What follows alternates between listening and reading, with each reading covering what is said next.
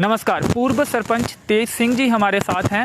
हाल ही में outreach programme के तहत जो केंद्रीय मंत्रियों के दौरे रियासी में हो रहे हैं या जम्मू कश्मीर में हो रहे हैं, उन पर इनसे चर्चा करेंगे कि आखिर इनकी समझ में कितना फ़ायदा उन दौरों का लोगों को हो रहा है। इसके साथ ही माइनिंग के जो रेट्स कम किए गए हैं उनका फ़ायदा जनता को हाल फिलहाल नहीं मिल रहा है, उस पर भी इनसे चर्चा करेंगे और इसके अलावा भी कुछ मुद्दों पर इनसे चर्चा करने की कोशिश करेंगे। राजनीतिक मामलों की समझ रखते हैं और पिछले दिनों भी जब हमने इनके इंटरव्यू किए थे 1-2 महीना पहले, तब भी कुछ आरोप इन्होंने डीडीसी चेयरपर्सन पर लगाए थे या फिर और भी मुद्दों पर तफसील से बातचीत की थी और स्पष्ट बोलते हैं। इनसे बातचीत करते हैं।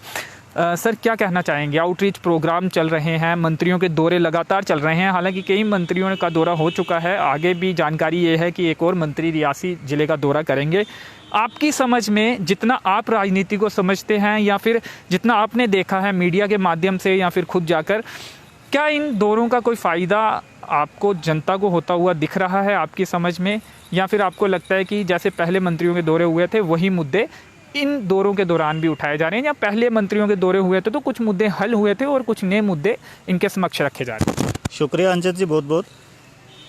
मंत्रियों के दौरों को मैं थोड़े से एक हिंट के साथ जोड़ना चाहूँगा।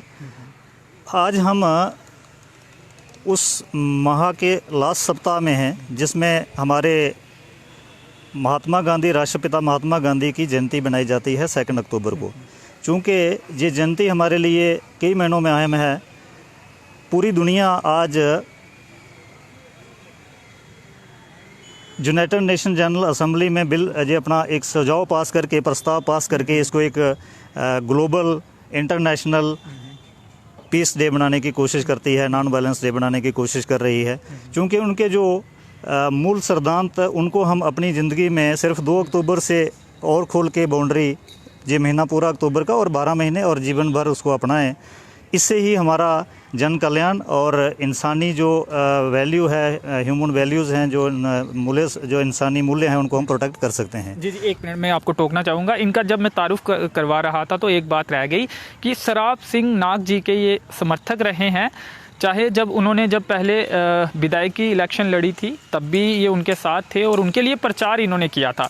तब आप पीडीपी में भी थे, तब पीडीपी ने उनको समर्थन दिया था। उसके बाद जब डीडीसी का चुनाव उन्होंने लड़ा तब भी ये उनके साथ चले थे, उनके लिए वोट भी इन्होंने मांगे थे और उनके समर्थक रहे हैं। लेकिन पिछले दिनों हमने देखा कि कुछ खटपट इनके और उनके बीच में देखी गई और इन्होंने काफ़ी कुछ उनके बारे में भी कहा था। चलिए, अब आपने एक संदेश दिया है, उसके बाद अपनी बात, जो पब्लिक आउटरीच प्रोग्राम के तहत दौरे हुए हैं, क्या उनका फ़ायदा होता हुआ दिख रहा है? ये एक विपक्ष के होने के नाते मत कहिएगा, एक जनरल जो परसेप्शन लोगों के बीच में है, अगर उसकी समझ आपको कुछ आई है तो उसके नाते कहिए, क्योंकि आप सरब सिंह जी के खिलाफ दिख रहे हैं और भाजपा में भी आप रहे, अब भाजपा से भी बाहर आप दिख रहे हैं, भाजपा की मीटिंगों में नहीं दिखते हैं। और ये भी स्पष्ट करिएगा, क्या आप भाजपा के मेंबर हैं? प्राथमिक जो मेंबरशिप ली जाती है वो आपने ली थी और अब भी क्या भाजपा के सदस्य हैं या नहीं है? क्वेश्चंस तो काफ़ी सारे मिक्स हो रहे हैं, लेकिन मैं कोशिश करूंगा मेरी उस बात को सिर्फ 2 लफ्ज़ों में ख़त्म करूंगा। जो पहली बात थी मेरी, उसमें जो मूल सिद्धांत हमारे, जैसे हम कहते हैं नॉन वायलेंस, स्वच्छता, और फिर हमारा आत्मनिर्भरता का जो मंत्र है हमारे देश को और पूरी दुनिया को आगे ले जाने का, वो इंसान को हर ओहदे पे फैज़ होके समाज में, और इलेक्टेड रिप्रेजेंटेटिव हों चाहे एडमिनिस्ट्रेटिव का कोई पार्ट हो आदमी, उसको उन चीज़ों को लागू करना होगा। यही एक हमारे कानून की व्यवस्था भी है और इसके बिना कोई रास्ता है नहीं। शायद उसी पे चल के आदमी एक सहयोगी, उपयोगी और कल्याणकारी बन सकता है, जो जैसे महात्मा गांधी जी आज के दौर में उनका एक नाम चलता है। अब रही बात आउटरीच प्रोग्राम की, आउटरीच प्रोग्राम का सर ये एक जो हिस्सा है, हम इसको थोड़ा सा अगर पीछे से शुरू करें, जब रियासी संकट के दौर से गुजर रहा था और उस वक्त यहाँ का जिला उठा दिया गया, उन दिनों में गवर्नमेंट ऑफ इंडिया के जो मिनिस्टर थे डॉक्टर करण सिंह जी, वो जहाँ पे आके अनाउंस करते हैं कि सलाल हाइड्रो इलेक्ट्रिक प्रोजेक्ट जहाँ पे बनेगा और लोगों का जो भाग्य है वो उदय होगा, वो हुआ, एक अनाउंसमेंट थी। उसके बाद हम अगर आगे चलते हैं तो बीजेपी के ही हमारे दिग्गज नेता और स्वर्गीय चमन लाल गुप्ता जी, जो मिलिटेंसी के दौर में 90s के दौर में पूरे जम्मू कश्मीर में और बमाग में भी उनका टूर हुआ, वो हमने करवाया। और एक खुले आसमान तले हुआ, पूरी दुनिया वहाँ पे मिली और उन्होंने अपनी समस्या वहाँ पे रखी और उन्होंने BDC अनाउंस करके जो अपनी डिफेंस कमेटीज़ हैं विलेज की, और रियासी को एक डिवीज़न मिला आर्मी का, तो वो हुआ, प्रैक्टिकली हुआ। उसके बाद हम देखते हैं आगे कांग्रेस के नेता और फिर गुलाम नबी आज़ाद साहब जैसे प्रधान जो अपने चीफ मिनिस्टर बनते हैं, तो अब चीज़ों को समझते हुए उन्होंने बगैर किसी ज़्यादा शोर शराबे के मांग के रियासी को जिला दिया और पूरा इंफ्रास्ट्रक्चर के तौर पे दिया।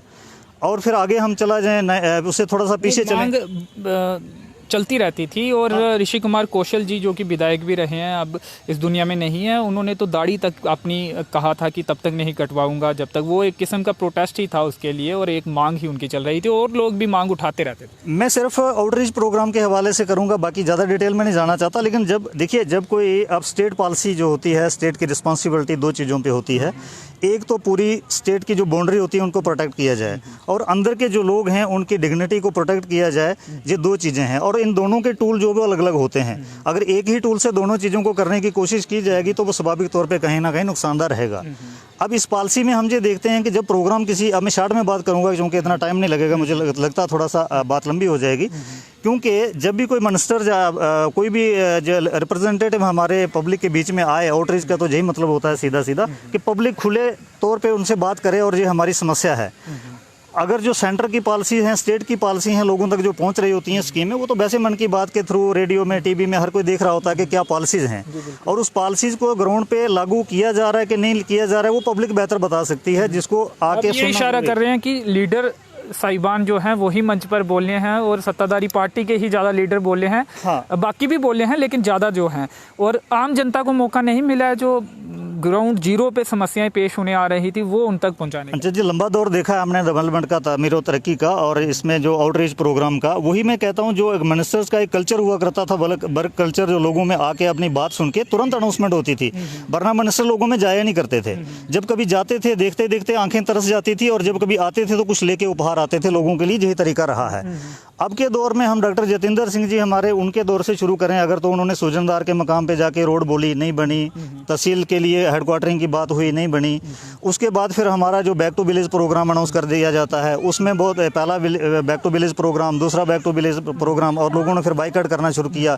फिर क्या इसीलिए अब वायदे नहीं हो रहे हैं कि पहले वाले पूरे नहीं हुए और जो मंत्री आए हैं उन्होंने अब वायदे ही वो नहीं कर रहे हैं? और हमने भी जब ये सवाल पूछा था कि आप क्या देकर जा रहे हैं, तो उन्होंने ये कहा था कि मैं कोई वादा करने नहीं आया हूँ, मैं काम देखने आया हूँ कि किस तरह से यहाँ का विकास हो रहा है। और ये कह रहे हैं, कहा जा रहा है कि विकास तेजी के साथ हो रहा है 370 हटने के बाद, टूटने के बाद। जिन लोगों ने अपनी कोशिश की है बात रखने की, चाहे वो सरपंच हो, चाहे कोई और नुमाइंदा हो, जिनको मौका मिला है उसमें बुलाया गया हो कि जनाब आपके टूर तो अच्छे से हो रहे हैं लेकिन रिजल्ट नहीं आ रहे हैं, कोशिश की होगी, उनके मन में कोई बात होगी, उनको बोल दिया गया कि आप चुप रहिए, उस बात को कट करते हुए। अब इससे समझ में आ जाती है कि जी एक कार्यक्रम में हुआ या बहुत सारे कार्यक्रम? 2-3 जगहों पे मैंने सुना है, और एक उसका तो चलो सबूत भी मिलता है। खैर जब चीज़ें जो होती हैं वो आती हैं सामने, कुछ कम होती है कुछ ज़्यादा, लेकिन हकीकत यही है कि जो सच्चाई की बात होती है, ग्राउंड की रियलिटी है, वो सुनने कोई आ नहीं रहा होता है। लेकिन अब सिर्फ DDC चेयरपर्सन जो है वो तो खुलकर बात रख रहे हैं अपनी, वो तो प्रशासन के खिलाफ भी बोलते हुए दिखे हैं। और आज ही उन्होंने कुछ देर पहले प्रेस कॉन्फ्रेंस की है, जो रेट आर्डर में कम दिखाए गए हैं वो इम्प्लीमेंट नहीं हुए हैं, उसके खिलाफ खुलकर बोल रहे हैं, प्रशासन के खिलाफ भी बोल रहे हैं। और ये भी उनके द्वारा कहा जा रहा है कि अगर सरकार के खिलाफ कोई चीज़ होगी वो भी अपनी जो संगठन है उनसे परमिशन लेकर वो सामने आएंगे। और वो प्रोटेस्ट में भी शामिल हुए थे जो माइनिंग के रेट्स कम करने को लेकर हुआ था, और कहीं ना कहीं उसी का नतीजा रेट भी कम हुए। नहीं, नतीजा जो रेट कम होने का है इसमें सबको श्रेय जाना चाहिए, मैं उस बात से इनकार नहीं करता, लेकिन शुरू कहाँ से बात हुई है जी? जब ये रेट डिसाइड हुए तब तो चेयरमैन साहब यहीं पे थे, तब डिप्टी कमिश्नर पहले जो थे उन्होंने डिसाइड किए हैं। उस वक्त की जो पॉलिसी को अगर देखें तो इन्होंने उसमें तो कोई अपनी प्रतिक्रिया दी नहीं। लोगों ने जब इनको मजबूर किया, प्रेशराइज किया, अपनी डिमांड को हाईलाइट किया, तो उसमें से तो हर पार्टी के लोग सामने आए हैं। और जब वो उनके दफ्तर के बाहर आ गए और दरवाजा अगर खड़खड़ा के अंदर जाने की नौबत आ गई, तो तब जाके बाहर आके उन्होंने कोशिश की कि नहीं मैं भी इसमें बात करूंगा। पर उस कॉन्फ्रेंस में, उस मीटिंग में भी पहले लोगों को उन्होंने कोशिश की कि नहीं आप गलत कर रहे हो, ये कर रहे हो, वो कर रहे हो, और इशारे में कह दिया कि जब ये रेट हल नहीं होंगे तो मैं आगे से 15 तारीख के बाद रोड में आ जाऊंगा। अब रोड में उनके आने की नौबत नहीं आई। हमने उससे पहले DC साहब से मिलके और जो हमारी टीम थी उन्होंने कोशिश की कि जनाब इसके ऊपर आप क्या कर रहे हैं। आज के जो डिप्टी कमिश्नर रियासी हैं वो एक ईमानदार तरीके से कोशिश कर रहे हैं कि उनके प्रयासों का नतीजा भी है और पब्लिक का जो प्रेशर है उसका नतीजा भी है। उसमें अगर चेयरमैन साहब या कोई भी ओहदे वाला आदमी जो चुना हुआ, प्रशासन की बात कर रहे हैं, वही प्रशासन की आप बात कर रहे हैं जिन्होंने 6 तारीख का आदेश तो निकाल दिया रेट कम करने का, लेकिन इम्प्लीमेंट नहीं हो रहा। लोगों को इतने दिनों में महंगे रेट में माइनर मिनरल्स जो हैं वो मिल रहे हैं, नुकसान हो रहा है लोगों का, उसी प्रशासन की आप बात कर रहे हैं। अगर ये रेट कम आज जो इन्होंने डिसाइड किया है, ये अगर इम्प्लीमेंट भी हो जाता है लोगों को तब भी फायदा होने वाला नहीं है। पहली बात तो ये है। नहीं, कुछ तो फायदा होगा ना, कुछ तो राहत मिलेगी। कुछ जो फायदा होगा उसमें भी बहुत सारी अड़चने रहेंगी, प्रॉब्लमें रहेंगी, वो घुमा फिरा के बाद वहां पहुंच जाएगी। लेकिन फिलहाल अगर फैसले को मान लिया जाए तो कुछ थोड़ा सा राहत जरूर मिल रही है। 11 रुपये कुछ पैसे और 7 रुपये कुछ पैसे, ये तो अंतर तो दिख रहा है इसमें। आप क्या मांग कर रहे हैं कि रेट और ज़्यादा कम होना चाहिए, ये बात आप कह रहे हैं? पहले तो मैं ये कहूँगा कि जो एडमिनिस्ट्रेशन के हवाले से जो चेयरमैन साहबान या बड़े चेयरमैन साहब हैं हमारे डीडीसी के, उनका जो शुरू में जो था कि एडमिनिस्ट्रेशन बहुत अच्छा काम कर रही है, बहुत बढ़िया से काम कर रही है, जब उस डेपुटेशन उस धरने तक तो वो सारे एडमिनिस्ट्रेशन के पक्ष में रहे और ख़ास करके उस दिन भी। उसके बाद 1-2 दिन में बाद में जाके जब 15 दिन पहले से वो एक्टिव हुए हैं कि नहीं जी एडमिनिस्ट्रेशन काम नहीं कर रही है। अब हम उनकी बात को पहले वाली को सच माने या अभी वाली को सच माने, एक तो क्वेश्चन ये है। अब दूसरी बात ये है कि जहाँ तक जो रेट कम होने की जो दावा किया गया है या उसमें ऑर्डर निकाला गया है, तो मैं उसमें इतना कहूँगा कि डिप्टी कमिश्नर साहब रियासी अपने लेवल पे बेस्ट एफर्ट जो कर सकते हैं वो कर रहे होंगे, उसमें हमें कहीं संदेह नहीं है। अब उनका ऊपर से क्या मजबूरी रहेगी क्या नहीं रहेगी, हालांकि मैं उनसे इस मसले में मैंने बात ज़्यादा नहीं करने की कोशिश की है जब से जो अनाउंसमेंट हो रही है कि रेट कम होंगे। अब सरकार लेवल पे, एडमिनिस्ट्रेशन लेवल पे जो उनसे ऊपर रहती है, वहाँ पे अगर उनकी क्या मजबूरी रहेगी, ये मुझे लगता है कि कहीं ना कहीं एक हिस्सा रहेगा जिसमें लोगों को इंसाफ शायद पूरा ना मिल पाए। उनकी कोशिश जहाँ तक रहेगी, अगर 1 रुपया भी कम होता, 2 भी 3 भी कम भी होता है, तो उनके एफर्ट्स को लिए हमें कोई संदेह नहीं है। उन्होंने बहुत अच्छा काम किया है। सिर्फ इसी पे नहीं, उन्होंने बहुत सारे फैसले रियासी में ऐसे किए हैं जिसमें हम जो कोरोना काल में देखें, पार्टिसिपेशन काफ़ी इंश्योर किया उसने, लोगों ने काफ़ी अच्छे से कोविड को हैंडल किया। बमाक का टूर उन्होंने किया, बमाक के टूर में जाके उन्होंने कुछ चीज़ें अनाउंस किया और उसमें से जो टूरिज़्म का मसला था, उस टूरिज़्म के मसले में बड़े अच्छे तरीके से वो काम कर रहे हैं। हो सकता आने वाले दिनों में हम एक उम्मीद लगा रहे हैं कि बमाक को एक टूरिस्ट विलेज किसी जगह 1-2 जगह मिल जाए और यहाँ के जो टूर्स हैं वो ऑर्गेनाइज किए जाएं। वैष्णो देवी एक टूर भी बमाक का कुछ दिनों बाद जो होने वाला है टूरिज्म डिपार्टमेंट में। मैं प्रीमेच्योरली कोई चीज़ जल्दी में तो अनाउंस करना नहीं चाहता था, लेकिन वो फाइनल है, आपने सुना है तो वो सही इन्फॉर्मेशन है, क्योंकि एक टूर सुजनदार को मिल रहा है, बक्कल होते हुए वो जाएगा और वहाँ पे होम स्टे रहेगा उनका। और उसके बाद फिर आगे की जो टूरिज्म का जो नेक्स्ट स्टेप है उसके ऊपर काम किया जाएगा। हमारी परिक्रमा जो है वैष्णो देवी की पहाड़ी की, उसके ऊपर भी काम किया रह जाए। बहुत सारे इवेंट्स होंगे, उसके बाद ट्रैकिंग होगी बमाक की, ये सारी चीज़ें। लेकिन उस सब के लिए हमारे डिप्टी कमिश्नर रियासी और यहाँ के तहसीलदार साहब रियासी और हमारे एडी टूरिज्म कटरा, इन्होंने बहुत अच्छे से इनिशिएटिव लिया है। और गवर्नमेंट लेवल पे अगर उनके पास जो प्रोविज़न रहेंगे बमाक को टूरिज्म मैप में लाने के लिए, तो उसके ऊपर हमें कोई शक नहीं, वो काम होगा हमारा, हम उसके साथ मिल के काम करेंगे। तो ये एक पार्ट जो हमारा है, जो हम एडमिनिस्ट्रेशन को इस वजह से हम ये इतना मतलब नहीं कह सकते कि एडमिनिस्ट्रेशन हमारा काम कोई नहीं करती है। एडमिनिस्ट्रेशन को काम करवाना कैसे है उनसे, ये एक टेक्निकल जो तरीका होता है, मुझे लगता है कि यही काम होता है। बिल्कुल सरकार का यही काम होता है। और नुमाइंदा जो होता है बेसिकली वो ब्रिज होता है, उसका ब्रिजिंग का काम होता है। और ब्रिजिंग के लिए आदमी को झुकना पड़ता है, उसके लिए तरीके और भी अपनाने पड़ते हैं। एक ही तरीका नहीं होता एडमिनिस्ट्रेशन को हैंडल करने का कि बोल दिया हम इनके कमरे में नहीं जाते हैं, जी हमारे कमरे में नहीं आते हैं। अगर ऐसा भी कहीं हमने देखने को, चेयरपर्सन के लिए आप कह रहे हैं? हाँ, सुना, मैंने काफ़ी बार सुनी है ये सारी चीज़ें। तो वो सारी चीज़ें उसी दिन से पलटी हैं। उससे पहले तो एडमिनिस्ट्रेशन बहुत अच्छी थी उनके लिए। शायद कोई ऐसी बात हुई होगी जो उनकी नहीं माननी होगी, तो ये बात उनको इस बात से एक सबक लेना चाहिए कि अगर लोग उनके खिलाफ बोलते हैं डीडीसी साहब के साथ, तो इसका मतलब वो कहीं ना कहीं उनको इग्नोर कर रहे होते हैं, तब बोलते हैं। जैसा कि वो ठीक एडमिनिस्ट्रेशन के साथ अपना रिश्ता बता रहे हैं लोगों को, उनको ये समझना चाहिए। मैं ये नहीं कह रहा कि उन्होंने बोला तो अच्छा किया, या शील्ड किया तो अच्छा किया, पर यह है कि जब कभी वो नाराज होते हैं कि नहीं हमारा वर्कर या पब्लिक हमें कोई गिला करती है हमसे, तो वो इसलिए करती है कि आपकी बात जो है वो शायद उनको अच्छी नहीं लग रही होगी, जैसे आपको एडमिनिस्ट्रेशन की कोई बात अच्छी नहीं लगी होगी। तो इसलिए आगे भी अगर काफ़ी सफ़र लंबा है, अभी उसके ऊपर तो काम करने की ज़रूरत है। लेकिन एडमिनिस्ट्रेशन के ऊपर मुझे किसी तरीके का कोई संदेह नहीं है। मुझे पता है जो काम सिस्टम में होंगे और डायरेक्ट उनके बस में होंगे, तो उनके लिए कोशिश की जाएगी एडमिनिस्ट्रेटिव तौर पे, हमें पता है, उसके लिए हम कोशिश करें। माइनिंग के जो रेट्स हैं वो इतने दिन बाद भी कम नहीं किए गए हैं। अभी भी आप एडमिनिस्ट्रेशन की इस मुद्दे पर तारीफ करेंगे या कुछ कहेंगे एडमिनिस्ट्रेशन से? सैंड और बजरी का जो रेट है अंजित जी, इसको हम यहीं पे छोड़ना नहीं चाहेंगे। अब कोई नुमाइंदा या कोई भी मूवमेंट का कोई हिस्सा अगर उसके कोई कहीं सेटिस्फाई हो भी जाता है तो वो उसकी अपनी निजी राय होगी। मेरी अपील यही रहेगी सभी पार्टियों के, जितने भी लोग इसमें मूवमेंट जिनकी रही है, उनको चाहिए कि इस मुद्दे के ऊपर और खुल के बात करें। डिप्टी कमिश्नर साहब से जो हेल्प मिलती है वो मिल जाएगी उनको, और भी कोशिश करेंगे। गवर्नमेंट तक पहुंचना पड़ेगा, गवर्नर साहब तक पहुंचना पड़ेगा और इस मसले को ऐड पर करना पड़ेगा। और डीडीसी चेयरमैन मिले और ये मुद्दा रखा है उनके इसमें।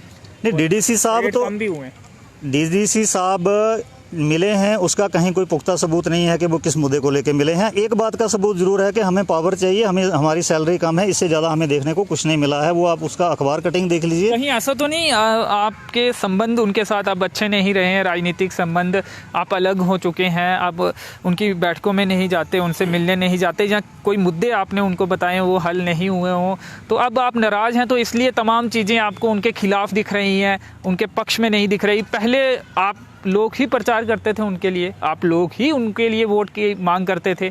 अब एकदम आपके संबंध अगर अच्छे नहीं हैं तो सारी चीज़ें आपको खिलाफ दिखना, क्या ये सही है लोकतंत्र में कि अगर आप साथ हैं तो वो अच्छे हैं, अगर साथ नहीं हैं तो सब कुछ खिलाफ है? हम साथ उन दिनों में थे जब उनके पास कोई ताकत नहीं थी, हम ताकत लाने के लिए साथ थे, और ताकत इसीलिए लानी थी कि लोगों के काम हो, लोगों की भलाई बेहतरी हो। इसमें जो एक चीज़ उनकी अच्छी है, मैं जो अच्छी है उसको अच्छा ही कहूँगा। पिछले दिनों में जैसे कंपनी वाले वहाँ पे उन्होंने थोड़े से खींचे और वहाँ पे एक लड़का काम करते मर गया वहाँ पे मजदूर, उस मुद्दे को जैसे उन्होंने हाईलाइट किया, बहुत अच्छी बात है।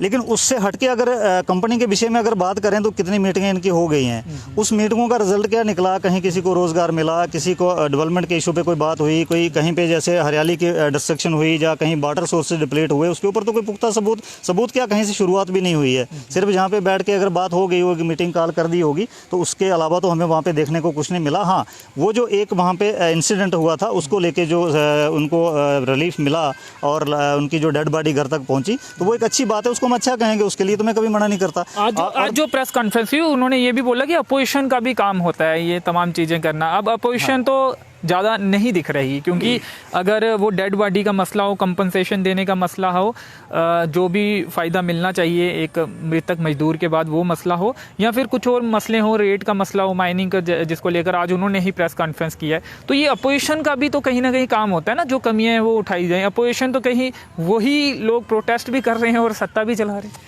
मैं इसी बात को थोड़ा सा गंभीरता से लेना चाहूँगा जज जी। अब अगर मैं बात कर रहा हूँ, मैं उनका एक सिस्टम का हिस्सा हूँ, उनके सिस्टम का हिस्सा होने के बावजूद मुझे ये लगता है कि कहीं चूक हो रही है, तब मैं उसको हाईलाइट करने की कोशिश करता हूँ, तो भी वो बात हजम नहीं होती वहाँ। अगर अपोजिशन कोई बात करेगी उसको कौन सुनेगा, कैसे सुना जाएगा और उसकी कितनी अहमियत होगी, ये एक क्वेश्चन मार्क है। इसलिए काम अगर होगा तो वो ग्राउंड पे दिखेगा। अब यहाँ से बमा के अंदर कितने टूर हो गए इनके खुद के, आप देखिए कहीं बक्कल के मुकाम पे जाके एक जगह से रोड धंसा हुआ है नीचे, और 4 साल से वहाँ के उसकी जो रिटर्निंग बाल नहीं लग पाई है। कैपेक्स बजट के इतने वहाँ पे दुआइयाँ दे के लोगों को भ्रमित किया जाता है। इलाके के अंदर पानी के जो प्रोजेक्ट हैं, सारी जिम्मेवारी डीडीसी चेयरपर्सन की है। नहीं, अगर मेरी है तो मैं भी करने के लिए तैयार हूँ, पर मुझे पता तो चले। प्रशासन की अगर बात करें, क्योंकि वो नुमाइंदे हैं और प्रशासन द्वारा आपने कहा कि सारी चीज़ें उनके द्वारा ही की जाती हैं, तो जिम्मेवारी तो फिर उनकी भी होगी ना, प्रशासन की भी जिम्मेवारी है, कहीं कमी है तो उसे दुरुस्त किया जाए। देखो, प्रशासन तो उनके पास एक टूल है, जो प्रोविजंस होंगे, जो जहनीत होगी वो तो उनकी काम करेगी ना, इसलिए तो चुना हुआ है। अब कहीं प्रॉब्लम आती है पब्लिक को, प्रशासन के लोग अगर उस चीज़ को नहीं सीरियसली ले पा रहे हैं, जब उन तक वो ठीक से नहीं पहुंच पा रही है, कहीं उनका आपस में जो मशीनरी का गैप है उसको कवर अप किसने करना है, इसलिए तो ब्रिजिंग कह रहा हूँ मैं, ब्रिजिंग का काम होता क्या है। और अब जैसे मैं कह रहा हूँ, उदाहरण के तौर पे हमारे बमा के अंदर एक लिफ्ट स्कीम है, सालों साल उसके लिए डिमांड चलती रही, फिर वो एक टाइम में सैंक्शन हुई। सैंक्शन होने के बाद आज करोड़ों रुपए इन्वेस्ट करके वो बेकार जा रही है, उसको रेगुलेट नहीं किया जा रहा है, लोगों के लिए तैयार करके उसको चलाया नहीं जा रहा है। बाकी जो ग्रेविटी से पानी लोगों के घरों में आता है, वहाँ पे सारे के सारी पाइपलाइन लीक है, नल लीक हैं, उसके लिए सेबा बीच में लपेटने के लिए मैं ये बात दोहरा इसलिए रहा हूँ कि मसला हाईलाइट किया था, उसके ऊपर हल नहीं निकला है। अगर कैपेक्स बजट से या डिपार्टमेंट का कोई और सिस्टम होता हो इसको हटा के, तो पैसा उसके लिए रिपेयर के लिए क्यों नहीं रखा जाता, जो हज़ारों और सैकड़ों में खर्चा हो सकता है। करोड़ों के खर्चे करके नए प्रोजेक्ट आप तैयार करेंगे, उन प्रोजेक्ट को आने में 4 साल 10 साल लगेंगे, अच्छी बात है, लेकिन 10 साल तक लोगों को जो उनकी ऑलरेडी एक एग्जिस्टिंग स्ट्रक्चर है, एक प्रॉपर्टी है, उसको डैमेज हो जाए, वो उसका फ़ायदा ना मिले, उल्टा नुकसान हो, तो फिर लोगों का जीवन जो स्तर है जीने का कैसा होगा। इसके ऊपर तो जिम्मेदारी किसी न किसी की होगी। उठाए ये मुद्दे किसी स्तर पर आपके द्वारा रखे गए हैं ये मुद्दे, या सिर्फ आप इंटरव्यू में ये चीज़ें बोलते हैं? नहीं, हम किसके पास उठाएं, उनके पास तो बात जाती रहती है, और वो इलाके से एक एक चीज़ से वाकिफ़ हैं। अब मुद्दे उठाने वहाँ होते हैं जहाँ किसी को किसी चीज़ का पता नहीं। नुमाइंदा हमारा जम्मू से है, उधमपुर से है, पंजाब से, बात करेंगे हम। अगर बमाग से हैं, गांव से हैं, घर से हैं, तो घर के मोहल्ले का अगर जिस आदमी को पता नहीं होगा तो वो नुमाइंदगी फिर किस लेवल की कर रहे होंगे। दूसरी बात ये है कि बमाग के अंदर जो तहसील है हमारी, उसके लिए अब रिपीट करना तो अच्छी बात नहीं, लेकिन जब मसला है तो रिपीट किए बिना जब तक हल नहीं होगा तो उसको छोड़ेंगे। अभी हल हुआ है, कुछ बात आगे बढ़ी है उसकी? नहीं, वो तो उन्होंने बता दिया था उस वक्त के जब तक रोड नहीं जाएगी तब तक तो तहसील में बैठाऊंगा नहीं, वहाँ पे मैंने खुद ही रोक के रखी हुई है। लेकिन ये कोई हल नहीं है। मैं चाहता हूँ इसके लिए मेहरबानी करके तहसीलदार साहब और BDO साहब को बमाग में बैठा दें, कोई विवाद नहीं है किसी जगह पर। और वहाँ पे जो टूरिज़्म के लाइन पे हम काम करना चाह रहे हैं, हम उनको भी इनवाइट करना चाहते हैं कि मोस्ट वेलकम है, आप किसी तरीके से अगर हेल्प कर सकते हैं, अगर आपकी समझ में आता है। अगर आपको लगता है कि पैसा ही आएगा, उसी से काम होता है, तो आप पैसे की तरफ जाइए। ये तो बिना पैसे के काम है, हम कर रहे हैं इसको। जैसे आपने पूछा कि हमारा क्या काम है, एडमिनिस्ट्रेशन का क्या, इनका क्या काम है। एडमिनिस्ट्रेशन और लीडर जो चुने हुए हैं उनका जो काम है, मेन उनको यही लगता है कि पैसा आएगा तो काम होगा। पैसा आपके पास आ रहा है लेकिन जो काम ग्राउंड में हमें चाहिए वो नहीं हो रहा है, वो करके करिए काम।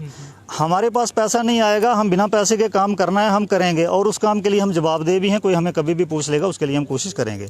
अगर वो भी इस काम में शामिल होना चाहते हैं तो उनका ये जिम्मेदारी भी बनती है कि बिना पैसे वाला काम भी वो करें। तो ये सारी चीज़ें जो हैं कुल मिला के एक एडमिनिस्ट्रेशन के ऊपर तो है ही है, लेकिन एडमिनिस्ट्रेशन को चलाने वाले जो होते हैं वो इलेक्टेड लोग होते हैं जो उनके ऊपर बैठते हैं। तो इसलिए अगर कोई बंदा BDO है तो चेयरमैन साहब जो हैं, BDO साहब उनकी बात मानेंगे। अगर सरपंच साहब हैं तो ग्राम सेवक साहब जो हैं BLW उनकी बात मानेंगे। और लेकिन बात शर्त ये है कि वो सही होनी चाहिए, लॉजिकल होनी चाहिए, कानून के दायरे में आने वाली होनी चाहिए, और ज़रूरत के हिसाब से प्रायोरिटाइज होनी चाहिए, ताकि उसमें कहीं बाद में ढूंढने पे फेरबदल ना मिले। तेज सिंह जी, ये एक सवाल करूंगा मैं आपसे, क्या सिर्फ आप नाराज़ हैं इसलिए सवाल उठा रहे हैं, या कुछ और भी जो प्रतिनिधि हैं जनता के, चाहे जिस भी स्तर के हों, उनसे भी आपकी चर्चा होती है? क्या वो भी नाखुश हैं DDC चेयरपर्सन के कार्य से? क्योंकि हम देख रहे हैं, एक तो जो अस्पताल में प्रदर्शन हुआ आज, जो माइनिंग के रेट्स को, वहाँ पर तो उनकी छवि जो है एक दाकड़ नेता की कहीं ना कहीं वो छवि पेश कर रहे हैं। प्रशासन में एक पार्ट होने के बावजूद भी प्रशासन का वो खिलाफ भी बोल रहे हैं, और कहीं ना कहीं अपनी सरकार के ही खिलाफ बोलते हुए भी दिखते हैं। उनके अनुसार कि अगर ये मुद्दा हल नहीं हुआ, माइनिंग रेट्स का इम्प्लीमेंट नहीं हुए, तो फिर वो अगली कार्रवाई जो भी हो सकती होगी वो करेंगे। अपने स्तर पर भी प्रशासन को उन्होंने समय दिया है। तो क्या और भी लोगों से बात होती है जहाँ आपको ही लगता है कि वो सही से काम नहीं कर रहे, बाकी जनता खुश है उनके इलाके की या फिर पूरी डिस्ट्रिक्ट की? मैं इसके ऊपर एकदम कोई रिजल्ट अभी देने की उस वाजिब नहीं समझूंगा, क्योंकि जो चीज़ें सामने आई हैं मैं वही सामने रखूंगा। आज अगर वो दाकड़ नेता की छवि पेश करने की कोशिश कर रहे हैं, मैं नहीं कहूँगा कि दाकड़ नेता हैं या वो, लेकिन जिस तरह से दो ये मुद्दों की बात करें, या फिर खासकर वो डिस्ट्रिक्ट हॉस्पिटल जो सावलकोट और दूसरी स्थान पर जो 2 मृत्यु हुई थी मजदूरों की, उन मुद्दों पर उन्होंने अच्छे से पक्ष रखा था, और उसका रिजल्ट उस समय जो मदद मिलनी चाहिए थी परिवार वालों को, मृतक मजदूर के, वो मिली थी। नहीं, उसमें तो मैं ऑलरेडी उस चीज़ को इंडोर्स कर चुका हूं कि वो अच्छी बात है, उन्होंने जो काम किया वो किया है, और बहुत सारे काम होंगे जो वो उनके हाथों होंगे और वो अच्छे भी होंगे। इस बात के लिए हम इनकार नहीं कर रहे, और करना ही चाहिए उनको, इसीलिए उनकी ड्यूटी लगी हुई है। लेकिन मैं किसी चीज़ के ऊपर एक पॉइंट टू पॉइंट बात उसी वक्त करूंगा जब पब्लिक की चर्चा सुन के, उसके बाद मुझे भी लगेगा क्रॉस चेक करके कि ये बात करने काबिल है। अगर आज उन्होंने माइनिंग के ऊपर अगर अपना कोई प्रतिक्रिया दी है तो मुझे तो लगता है कि ये सेटिस्फाई उस पर नहीं होने चाहिए थे। अगर हो गए हैं सेटिस्फाई तो रेट्स पर, हाँ रेट्स पर अगर सेटिस्फाइड हैं तो फिर गलत हैं जी, क्योंकि अभी भी लोग गरीब हैं, वो इस पोजीशन में नहीं है। ये बात कही है कि रेट्स हालांकि बाकी जिलों के मुकाबले ज़्यादा हैं, लेकिन लोगों का ये कहना है कि इतने देने के लिए वो तैयार हैं। अब लोगों की उन्होंने बात की है, वो जो लोग साथ थे शायद उनकी बात की हो, या पता नहीं अब किन लोगों की बात की है। आप क्या कहते हैं, रेट और कम होने चाहिए? आप जो प्रदर्शन कर रहे थे ऑल पार्टी, उन्होंने तो मान लिया रेट कम हो गया, उनका जो आंदोलन था वो सक्सेसफुल हो गया, सफल हो गया। अगर तो लोग इससे सेटिस्फाइड हैं और अगर वो खुश हैं तो उसका रिजल्ट तो अभी नहीं आने वाला, वो आएगा लेट।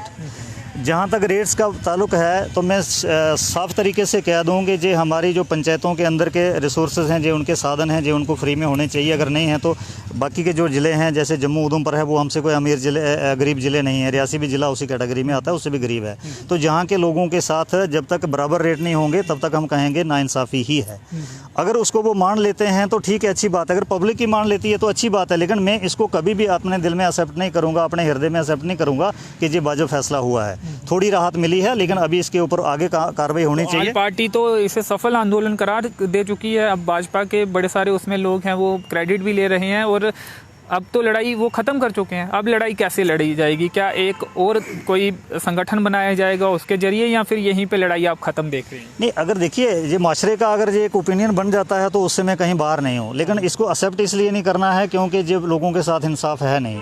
और इसका जो अगर लड़ाई की जहाँ तक बात है, बहुत सारे मोर्चे होते हैं, साल डेढ़ साल में कोई ना कोई ऐसा वक्त आएगा उसके ऊपर ये लड़ी जाएगी। तो इसलिए मुझे इसके ऊपर इतना ही कहना है कि इससे मैं सेटिस्फाई ज़्यादा नहीं हूँ। सिर्फ मैं एडमिनिस्ट्रेशन की तरफ से जो डिप्टी कमिश्नर साहब ने अपना रोल निभाया है, मैं उसके ऊपर सेटिस्फाई हूँ जितना भी उनसे हो पाया है। और अगर आगे कहीं रुकावट है तो वो कुछ लोगों की यहाँ से रहेगी, कुछ स्टेट लेवल के ऊपर से लोगों की अगर प्रॉब्लम रहेगी तो उसके लिए तो शायद वो ना कुछ कर पाएँ, और मैं भी कितना भी चलाऊँगा तो शायद बात कहीं ना मानी जाए। पर पब्लिक को हम अवेयर करते रहेंगे, आपके साथ ये नाइंसाफ़ी है। तो रेट कम करने, इम्प्लीमेंट करने को लेकर भी जो कम हुए हैं, लड़ाई रहेगी आपकी या उस पर चुप रहेंगे? वो देखेंगे आगे का सिस्टम क्या होता है पब्लिक के बीच में। अगर जैसे ये कह रहे हैं सारे खुश हैं तो हम देखेंगे बीच में कितने खुश हैं। जो कम हुए हैं वो इम्प्लीमेंट नहीं हुए हैं, उसको लेकर, इम्प्लीमेंट करवाने को लेकर जितने कम हुए हैं वो भी इम्प्लीमेंट नहीं हो रहे।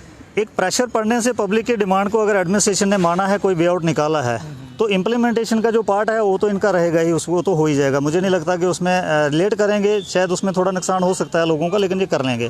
तो उसके लिए इतनी जद्दोजहद करने की ज़रूरत नहीं पड़ेगी। ये मानते हैं कि प्रेशर के बाद ही रेट कम हुए, ऐसे रेट कम होने वाले नहीं थे। जब तक जनता नहीं बोलती तो नहीं करता प्रशासन। नहीं, ऑब्वियसली जाहिर है ना। अब देखो कितनी बातें उसके ऊपर हुई, कितने डेपुटेशन धरने हुए, उनको नकारा गया, नहीं जी ये लोग इतने हैं जी, उतने हैं जी। जहाँ पे 153 पंचायतें हैं, 153 सरपंच होने चाहिए जी, 300 के 400 के करीब पंच होने चाहिए जी। जहाँ की अगर 1.5 लाख 2 लाख पब्लिक है वो सारी यहाँ आनी चाहिए जी। तो इतने लोगों का धरना जो है उसका कोई मतलब नहीं होता है। ये बातें हमने सुनी हैं बड़े लोगों से जो बड़े ओहदों पे बैठे हुए हैं।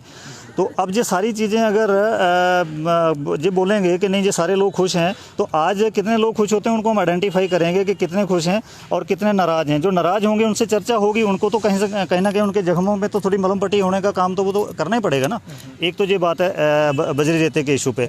आगे का हमारा जो मैं फिर फोकस बमाक की तरफ से ज़्यादा करना चाहूँगा कि हमारे वहाँ पर तहसील ऑफिस को खोल दिया जाए, और रोडों का जो जाल है वहाँ पर, उसके लिए मैं आपको बता दूँ अंचल जी, बड़ी चिंता की बात है।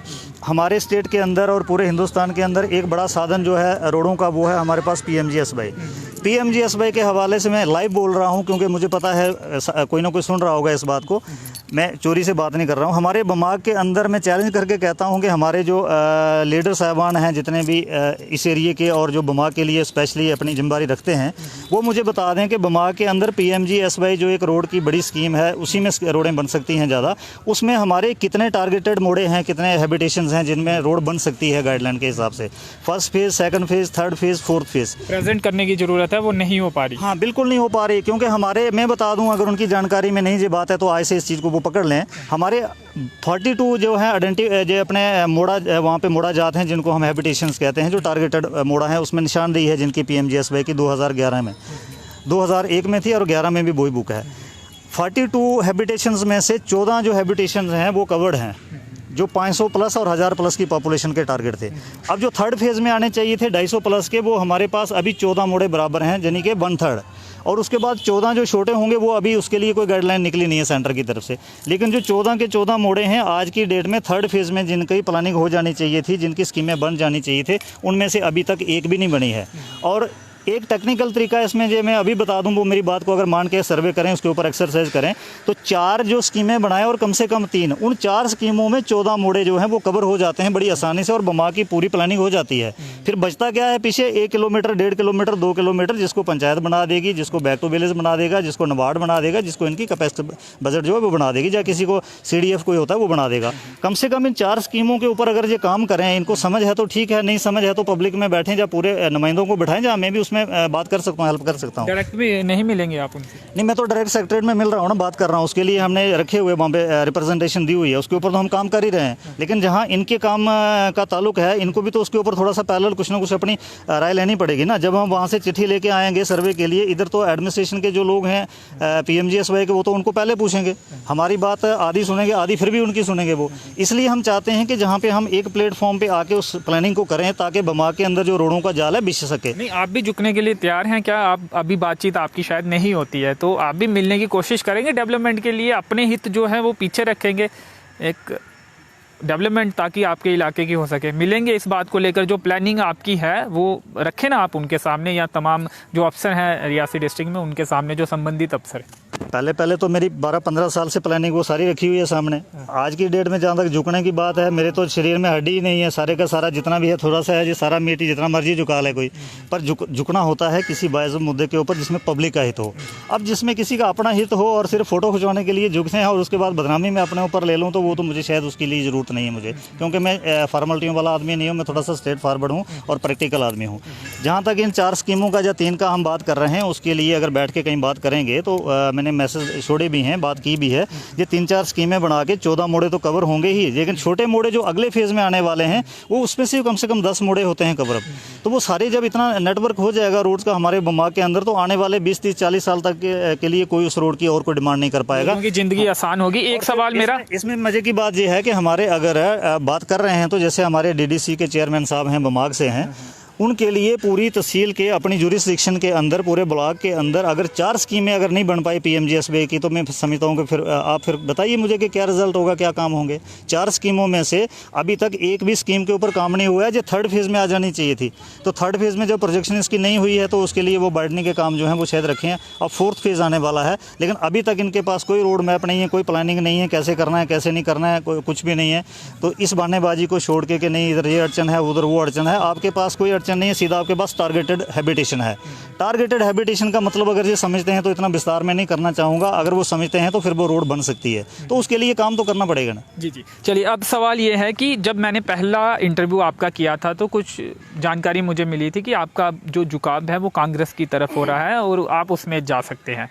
क्या ये बात सच है कि आप कांग्रेस में जा सकते हैं, उनका दामन थाम सकते हैं और जो भी उनका नुमाइंदा होगा उन्हें समर्थन दे सकते हैं? अंजय जी, आप इतने बड़े पत्रकार हैं, मैं इतना छोटा सा वर्कर हूं। आप ये सवाल मेरे हिसाब से मुझे समझ में नहीं आ रही कि इसका मैं जवाब क्या दूं, जबकि मुझे सियासत से आप टारगेट कर रहे हैं डीडीसी चेयरपर्सन को। जितने भी इंटरव्यू हमने आपके लिए, आपका टारगेट पूरे तरीके से वहाँ पे होता है, आप बाकी चीज़ों को छोड़कर उनको टारगेट करते हैं, हर सवाल के जवाब में उनको ले आते हैं। तो कहीं ना कहीं ये आपको कोई प्लानिंग के तहत तो नहीं लगाया गया कि आप ऐसा करिए, छवि खराब करने की कोशिश करिए? नहीं, मैं बड़ा भोला भाला सा और सीधा साधा आदमी हूँ, इतनी बड़ी प्लानिंग मुझे आती भी नहीं है। मेरा उनसे इसलिए आपने कहा ना आप मुंह फट, जो वर्ड हम इस्तेमाल करते हैं कि मुंह पे बोलने वाले इंसान हैं, तो अभी आप कह रहे हैं बोले वाले हैं। वो ही बोलने की कोशिश करता हूँ मैं, तो मुझे प्लानर बोल दिया जाता है, लेकिन मैं ये कह रहा हूँ कि अगर वो इलाके के जिम्मेदार हैं तो मैं गिला करूँ किससे? देखिए ना, अब आदमी किसी से फरियाद करता है, मन्नत मांगता है, तो उसी से मांगेगा ना जो ऊपरली कुर्सी पे बैठा है। तो इसलिए मैं वो बातें सीधी करता हूँ, तो लोगों को भी अच्छी लगती हैं और लोगों की जो डिमांड है, सीधी सही बात ये है। लोगों की डिमांड है, वही तो मैंने आपसे पहले पूछा था कि जो आप वहाँ के नुमाइंदे हैं, वहाँ के आम लोग हैं, क्या वो आपको बोलते हैं कि ये नहीं हुआ, ये होना चाहिए था, आपने भी उनका साथ दिया था, अब करिए, करके बताइए? मैं पंचेस सरपंचेस की बात भी सुनता हूँ, नंबरदार की बात भी सुनता हूँ, यूथ की बात भी सुनता हूँ, और कुछ ऐसे लोग हैं जिनके पास लीडर पहुँचते नहीं, घरों में बैठे हैं, घरों से बाहर 4 दीवारी से नहीं निकलते, मैं उनके पास भी पहुँचता हूँ। उनका एक जो सेटिस्फेक्शन का लेवल है वो बमाग एरिया की बात है। अब जहाँ तक मेरा पार्टी के आपने बात पूछ ली है, तो मैं ये बता दूं आपको, पार्टी के लिए मुझे कहीं किसी जगह इंटरेस्ट नहीं है। मैंने पहले भी बताया था कि मैं बीजेपी के अंदर ही हूँ फिलहाल का लफ्ज़ जो का मैंने उस वक्त भी इस्तेमाल किया, मैं आज भी वही कर रहा हूँ। और भाजपा के कार्यकर्ता आज भी हैं, आप नेता या कार्यकर्ता जो भी आप? मैं कार्यकर्ता हूं। और जहां तक बात सियासी फेरबदल की है, इतने बड़े लोगों के कितने फेरबदल हो गए और मेरी अभी तक अटकलें लग रही हैं, तो अगर इसमें कोई सच्चाई होती, कोई दमदार बात होती तो सामने आ जाती, क्योंकि मैं इतना बड़ा प्लानर नहीं हूं कि मेरी बात किसी को पता ना चले। हाँ, अगर यही हाल रहा, अगर बात नहीं सुनाई दी, पब्लिक अगर सेटिस्फाई नहीं रही, तो सियासत के अंदर किसी एक पक्ष को छोड़ के दूसरे पक्ष में, दूसरे दल में जाना, काम करना, जहाँ स्पेस मिले काम की, जहाँ कोई बात को सुने, तो मुझे लगता कहीं गुनाह नहीं है। अगर देवेंद्र राणा जी के लिए गुनाह नहीं है, सरब सिंह जी के लिए गुनाह नहीं है, जी अपने श्यामलाल जी के लिए गुनाह नहीं है, तो फिर मेरे लिए भी शायद गुनाह नहीं होगा। आपने गुनाह पहले भी किया, अगर गुनाह नहीं है तो वो पहले भी अपनी पार्टी बदली है, PDP से भाजपा में आप आए और अब भाजपा से नाराजगियाँ आपकी हैं? नहीं, मैं कार्यकर्ता बीजेपी का हूँ सरब सिंह जी के साथ। कांग्रेस में मैं रहा था जब वो सियासत में थे नहीं कहीं भी, मैं उससे पहले कांग्रेस में था। नेशनल कॉन्फ्रेंस में गया, उनकी वजह से गया, PDP में गया, उनकी वजह से गया, बीजेपी में आया, उनकी वजह से आया।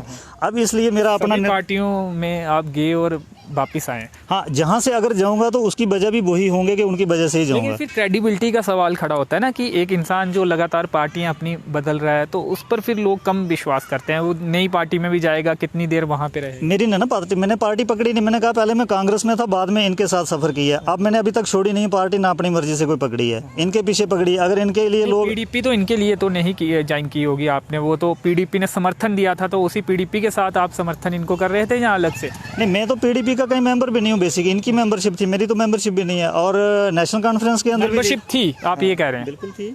या आप साथ रहते थे, आप ज़्यादा जानते होंगे। मेंबरशिप आप ये कह रहे हैं कि पीडीपी की इनकी थी? बिल्कुल थी, और उसके लिए रेजिग्नेशन भेजा गया था। उसके बाद नेशनल कॉन्फ्रेंस ज्वाइन की है। नेशनल कॉन्फ्रेंस में भी मेंबरशिप थी उसमें, और मेरी उसमें भी कहीं नहीं है। ये तो नकारते रहे थे नेशनल कॉन्फ्रेंस।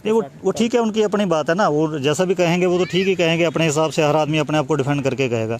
अब मैं बीजेपी के अंदर अगर उनके साथ हूँ तो मैंने ये तो कभी यहाँ के आके ओहदा नहीं संभाला ना। कोई मैंने कोई इच्छा भी नहीं रखी कि मुझे कोई टिकट दो या मुझे किसी ओहदे पे बैठा दो। मैंने तो कभी इच्छा नहीं रखी, और हमेशा मैं पीठ के पीछे खड़ा रहा, फ्रंट में कभी जाके बात भी नहीं की।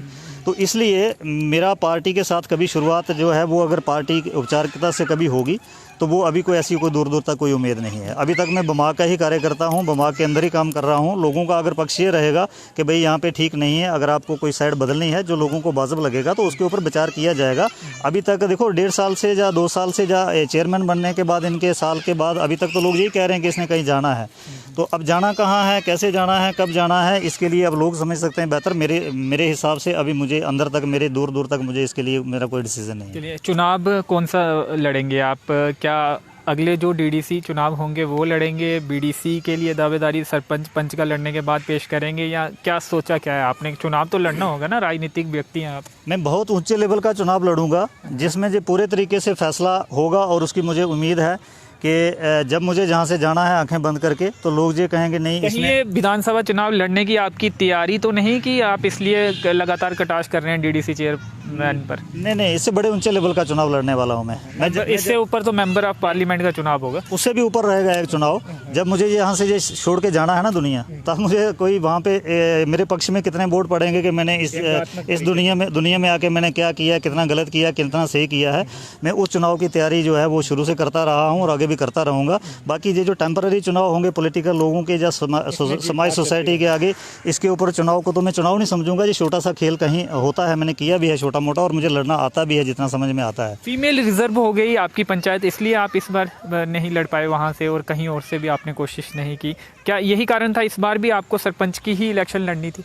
नहीं, ऐसा कुछ नहीं था अंचल जी। मैंने जो सरपंच की इलेक्शन थी, अब इस बात को कोई स्वीकार नहीं करेगा, फिर भी मैं कह देता हूं कि मैंने अपनी मर्जी से और अपनी इच्छा से और अपने उस शिद्दत से इलेक्शन लड़ी नहीं थी।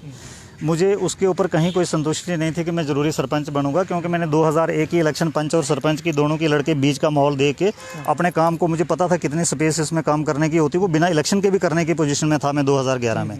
उसके बावजूद भी मैंने अगर इलेक्शन लड़ी तो उसका भी शायद किसी न किसी को राजनीतिक फ़ायदा देने के लिए लड़ी थी। अब उसके बाद मैंने इलेक्शन के जो पावर स्नैच होते ही मैंने कह दिया था कि अल्टरनेट ढूंढ लो, मैं पंचायत इलेक्शन लड़ने के काबिल नहीं हूँ, क्योंकि मेरा जी जॉब ही नहीं है, मुझे कुछ और करना है। अब एक बंदा जो काम कर, जैसे आपने माइक पकड़ी है, ये वीडियो जर्नलिस्ट साहब हैं, अगर ये जर्नलिस्ट का काम करना चाहते हैं, अगर इनके पास काम है तो फिर मैं क्यों जाके कैमरा पकड़ूं? इसलिए मैं ये चाहता हूँ, मेरी हमेशा कोशिश रहती है कि कहीं समाज में, कहीं किसी इंस्टीट्यूशन में, किसी भी जगह, घर में ही जो काम दूसरे वाला कर सकता है और मेरी जिम्मेदारी भी है लेकिन कर दूसरा सकता है, तो फिर मैं क्यों जाके उधर उसको भी रोक दूं? क्योंकि कुछ बड़ा करना और नहीं, बड़ा नहीं करेंगे, कुछ और करेंगे, लेकिन बहुत सारा काम होता है आदमी के लिए, काम खत्म नहीं होते। इसलिए जो काम, अगर मेरा काम है, मेरी ड्यूटी अगर दूसरा संभाल रहा है, बहुत अच्छी बात है, खुशी की बात है, मैं तो उसको कहूँगा नहीं, मैं साथ में होकर ये काम भी करवाता हूँ, मुझे कुछ और भी साथ में करना है, एक लाइबिलिटी और तैयार करनी है किसी आने वाले दूसरे आदमी के लिए, ताकि एक ही काम सारे लोग ना करें। तो मैं इस किस्म की विचारधारा से जुड़ा हुआ हूँ। मुझे इस बात के लिए कोई कभी भी विचलित नहीं कर सकता कि आपने इलेक्शन कब लड़ी, क्यों लड़ी, लड़नी है, नहीं लड़नी है, पार्टी क्या है। हाँ, एक टेम्पररी एक शेल्टर होती है आदमी को, कोई स्पेस। अब बारिश ही आ जाए तो अम्ब्रेला तो चाहिए, नहीं तो पेड़ ही चाहिए कहीं छत थोड़ा सा कि पानी सारा ऊपर ना पड़ जाए। वो एक चीज़ें होती, वो हर आदमी का एक ठिकाना होता है। कोई अम्ब्रेला आप, कोई छतरी आप थामना चाह रहे हैं जल्दी? नहीं, अभी तो मुझे बारिश की बड़ी उम्मीद नहीं है, क्योंकि छोटी मोटी जो अगर ओस पड़ेगी तो उसको मैं झेल सकता हूँ, और अगर कहीं लगा कि ओले पड़ने वाले हैं और अगर ऐसा कुछ अपसेट हुआ तो फिर उसके बाद सोच लेंगे, उसके लिए जो पब्लिक को मंजूर होगा वो करेंगे।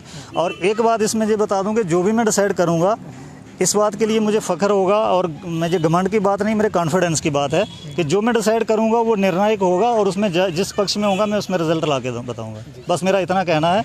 बाकी ये है कि मैं अपने रियासी अपडेट के दर्शकों को बहुत बहुत नमन और अपना उनका शुक्रिया अदा करूँगा कि वो शायद हमें सुनते हैं। अगर मुझसे कोई गलती होती है किसी बात में तो मुझे प्लीज़ करेक्ट किया करें कि मैंने सही क्या बोला, गलत क्या बोला।